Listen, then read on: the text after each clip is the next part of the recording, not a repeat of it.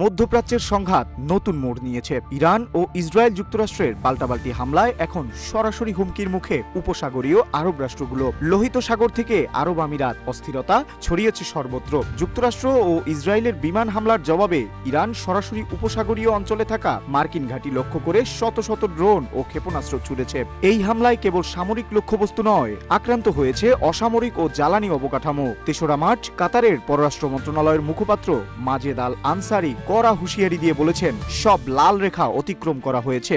সার্বভৌমত্ব রক্ষায় সব বিকল্প পথ খোলা রাখার ঘোষণা দিয়েছে কাতার। এই সংঘাতের ফলে নিরাপদ পর্যটন ও বিনিয়োগ কেন্দ্র হিসেবে পরিচিত গালফ অঞ্চলের ভাবমূর্তি মারাত্মক সংকটে পড়েছে। প্রভাব পড়েছে তেল গ্যাস নির্ভর অর্থনীতিতে। যদিও অধিকাংশ ক্ষেপণাস্ত্র প্রতিহত করা হয়েছে, তবুও ধ্বংসাবশেষের কারণে হতাহত ও অগ্নিকাণ্ডের ঘটনা ঘটেছে।